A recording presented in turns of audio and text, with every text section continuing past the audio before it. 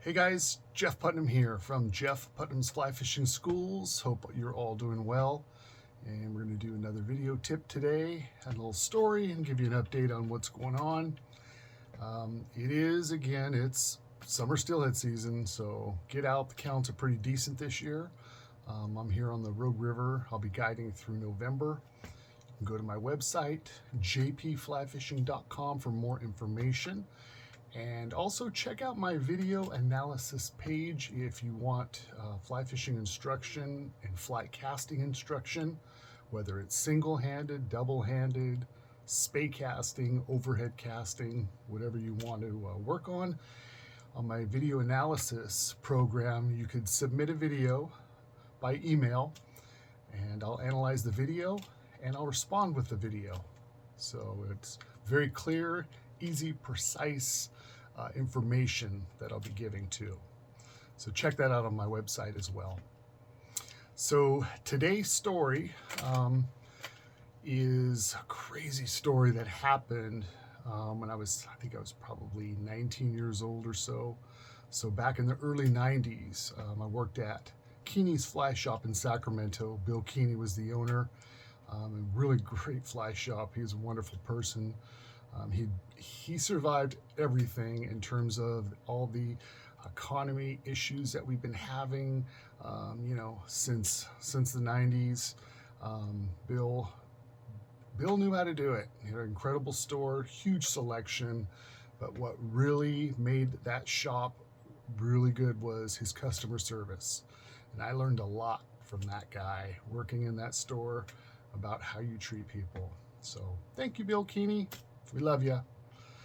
So we're in the shop one day, myself, Bill, and a gentleman by the name of Jeff Blunden, who happened to be Joan London's brother. He used to live in Sacramento, and I believe might have been where the family was from originally. So I'm in the fly shop, and we had gotten a call from the Redding Fly Shop probably about maybe 4 or 5 days before this day where this story occurred. And Mike from the fly shop up there said, hey, somebody broke into my store and took a bunch of equipment, so if anybody comes down there trying to sell you guys something, let me know. So I'm in the shop, and I think I was doing inventory, straightening stuff out, doing whatever behind the counter, and a couple gentlemen walk in. They were the only ones in the shop, and they didn't look like they really belonged in a fly shop. And they were crouching down, looking at the counter, pointing to all the fly reels. And I heard one of the guys say, yeah, we got that one. Oh yeah, man, we got that one. We got that one. And those fly reels can be very expensive. So I'm going, well, how did you guys come across Finor fly reel, Able fly reel?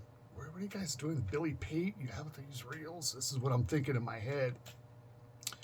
And I'm just kind of playing along, and I'm starting to figure out, wait a minute, these could be the guys that broke into the Redding Fly Shop. So the guy says to me, he goes, hey, do you buy fly reels? And we didn't buy fly reels, but of course I said, oh, absolutely, we buy fly reels. And anything in particular you have? He goes, oh, yeah, we got a bunch of these fly reels. And they didn't obviously say where they got them from or anything. And the guy says, well, I'm going to go out to my car, and I'll check them out, and I'll bring them back in. So as soon as they walk out the door, I run to the back, and I tell Bill, hey, Bill, and Jeff was back there too. I said, the two guys that broke into Redding Fly Shop, they're here. They're trying to sell me the reels, the equipment that they stole. So Bill quickly gets on the phone, calls the sheriff's department up. I run back out to the front, just kind of pretending I'm doing what I'm doing. They don't come back in for a bit. 10, 15 minutes go by, and the sheriff shows up. He comes in the shop, and I'm behind the counter, and he says, hey, got a call, what's going on? I said, well, the two guys that broke into Redding Fly Shop are here trying to sell me the equipment. They're out in their vehicle, and they're going to be coming back in, hopefully with fly reels. So the sheriff deputy goes, all right, I want you guys to locked the door over on the far side, and we had two doors into the fly shop. So we locked one of the doors back up, and he goes, when these two guys come back in, and he was just looking at Bill, he goes, I want you to lock the other door from the outside. So Bill Keeney goes outside. He's kind of hanging out there for a little bit. The two guys walk in. Now, the sheriff deputy, he's in the back. So here the two guys are at the counter, and they're pulling out the reels, brand new, beautiful fly reels, and they're setting them on the counter. And I'm just kind of nodding my head, going, oh, right. Oh, yeah, these are really nice. This is good. Yeah. Well, we would probably be interested in this. And I'm waiting for a little bit, and they're all excited. And all of a sudden, out from the back room, here comes the sheriff deputy. And I see him out of the corner of my eye coming up behind him. And I go, yeah, you guys, hold on just a second. Let me figure some stuff out. I wanted to get away from that counter once they saw the sheriff deputy, just in case shit hit the fan. I wanted to have a way out the back door. So, sheriff department deputy comes up and says, hey guys, put your hands on the counter. And sure enough, he whips out the handcuffs and instantly cuffs them up before he even asked him any questions. I mean, obviously we're pretty sure of what was going on here. And sure enough, they admitted that they had broken into the Redding Fly Shop, and that's how it goes. So we caught him, called Mike up at Redding Fly Shop. He was pretty happy, but yeah, what a crazy day in the fly shop community. So funny little story there. Well, today's tip, we're talking about fly rods, how to choose a fly rod. There's lots of fly rods available on the market, as you know. There's too many to name. There's too many manufacturers to name. But I would say when you purchase a fly rod, the main concern you should have is the conditions that you're going to be using the rod in. Okay? Conditions dictate everything. If I'm fishing on, let's say, a small trout stream with lots of overhanging trees and bushes, and the trout are, smaller, 8 to 10, 12-inch fish, whatever, smaller fish, tight conditions, I don't want a really long rod that's designed to throw a lot of fly line, right? I need something that is going to be able to load in close, tight conditions, present a fly maybe from 10 to 20 feet away from me. That's a specific kind of rod.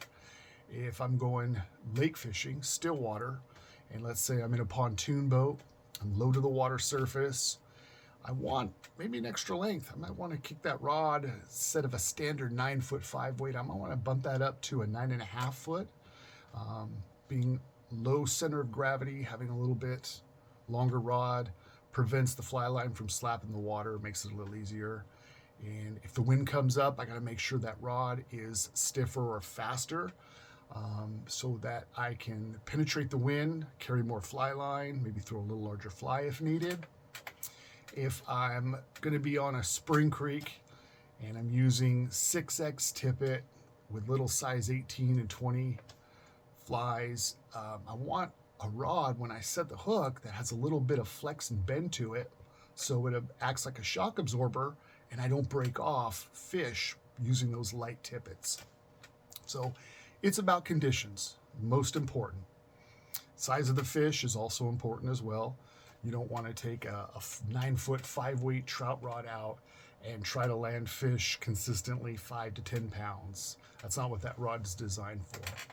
So again, your conditions are super important to think about. Once you have an idea of the conditions, I highly recommend casting the rod before you purchase it. So I hear people all the time, hey Jeff, this mail order catalog has this rod or this website, and here's what it is, and it's this price, and I think that's a good deal. And I always say, well, how does it feel in your hand when you cast it? Well, I haven't cast it yet. I don't think I'd buy it. So make sure you can cast the rod. Even if you're new to fly casting, you are going to be able to feel the rod. Okay, the more expensive they are, the lighter in hand, the more sensitive they are. I like those rods when I'm teaching somebody who's new because they can feel the rod load. And when somebody casts a rod and I'm giving them instruction and I'm teaching them, if they tell me, oh, I can feel that, that's it. That we are off to the races once that happens. So less expensive rods don't have a lot of feel. Real stiff rods, fast tapers. We refer to the rod as the taper. The design of the taper creates a rod that is faster or slower. Slow rods tend to bend deeper into the rod. Faster rods or stiffer rods don't bend as deep, but those could be really good in a windy situation. So make sure you're able to cast a rod before you purchase it, okay? Because it might not feel good in your hand. Make sure you understand the conditions that you're going to be fishing it in, and obviously a versatile rod is important, especially if it's your first one, because you might want to dabble in a bunch of different things. Okay, you might want to put it on a still water lake, and unfortunately there's wind in the afternoon, or you may take it to a small trout stream and you're only casting 30 feet tops. So does it load up with a double taper? Well, there we go. Old school double tapers are great for in close casting because they load up the rods a little bit better. So conditions are important. Make sure you cast it and practice your casting. Very important before you go fishing. It's kind of like if you go to a driving range, hit a bucket of balls before you do 9 or 18 holes. Very important to do that. Well, fly casting, you should practice your casting before you go fishing. Separate the two. Casting requires a little bit more focus on timing and tempo, and we'll get into casting in another video. So there you have it. Hope you guys have a good time on the water, and we will see you soon.